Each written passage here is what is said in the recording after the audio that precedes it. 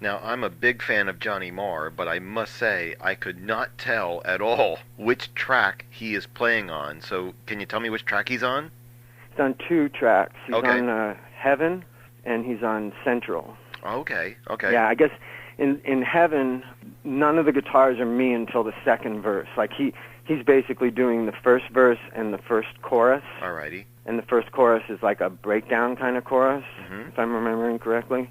He basically does the first verse and the first chorus, and I do the second verse and the second chorus, and the rest of it's all me.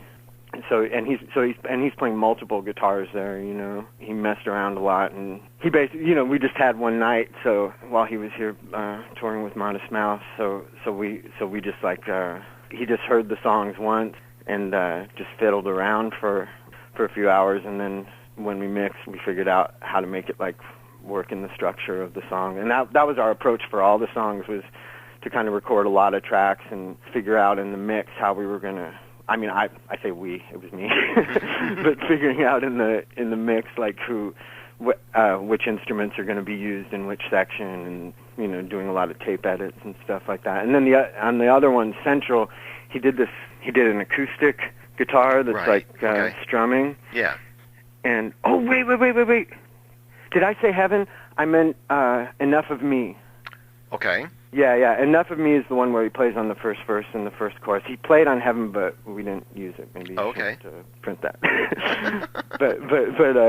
but Enough of Me, he's on the first verse and first chorus, and on Central, he plays acoustic rhythm guitar, and he did this really neat harmonic thing, a really interesting hand technique and it has some echo on it and stuff.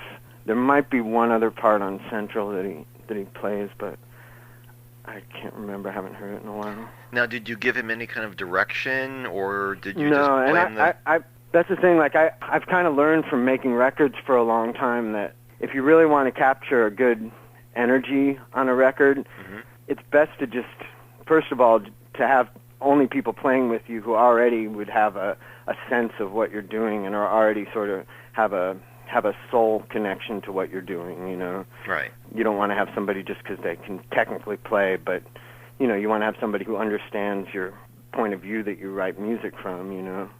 And if you have that, like, the best thing to do is to just let them do whatever they do, you know, like, you know, there's a little, like, when Josh and I are doing stuff, we have a little verbal communication about it, but basically, like, he understands my music and knows where it's coming from, so I like to just let him do whatever he does, and then I just figure out during the mix.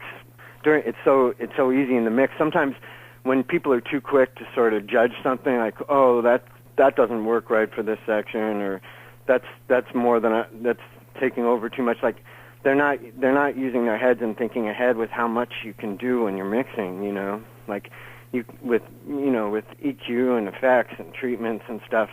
You just wrangle it in there, you know. Yeah. You just sort of form it, and like I think when I was first making records, I was too quick to judge things just based on the first listen, and I've learned over the years that if you've got a good energy in the room, the spirits of music or the gods of music do their thing with it, you know, like there's a plan that's much more elaborate and much more complex and wonderful than anything that you could plan out in your head, you know, if you just let the energies flow, you know.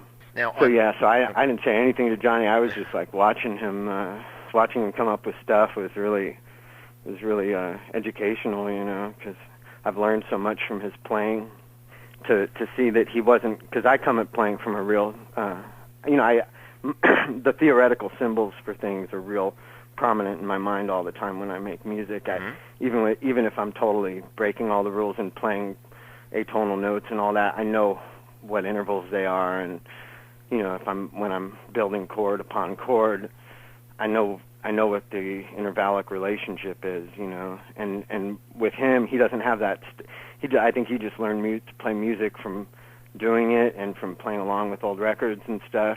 And so to see the way that in his own mind he's created his own mental symbols for the same things that I use the theoretical symbols for, but you know, in so many ways I learned how to use things like 13ths and 11ths and 9ths in a musical context from studying his playing, because he has really complex chord progressions in like Smith songs and stuff like that. And to find out that he's always been just sort of going by his instinct and going by his own mental pictures and stuff, it was really neat to watch it just fall into place, you know.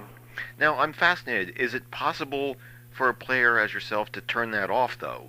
There's no reason to. Like, I think there's a period of time when a person first learns those things, it produces a kind of mental strain where the instinctual part of the brain isn't as capable anymore of dominating the brain, and the technical part ends up being overemphasized and taking up all the brain space you have room for.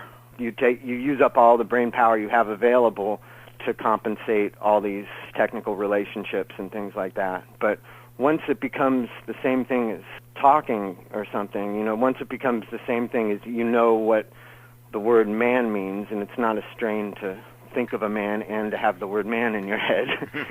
You know, there's just eventually they just become one thing. The symbol of the thing and the thing itself just become one thing. The word major third and the sound of it and the look of it on guitar just all become one thing in your brain, you know.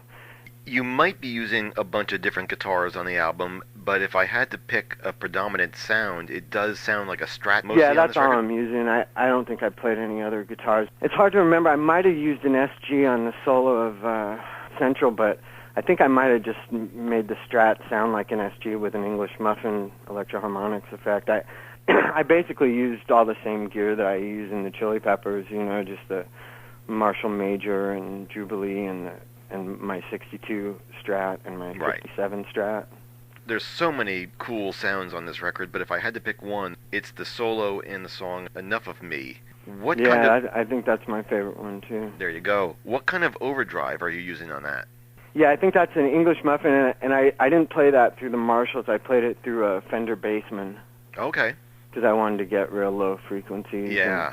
And wanted to be standing next to the amp and not be too far away from the control room. So that was that. Yeah, when I was on tour, just messing around in my hotel room, I started to think of that style of playing.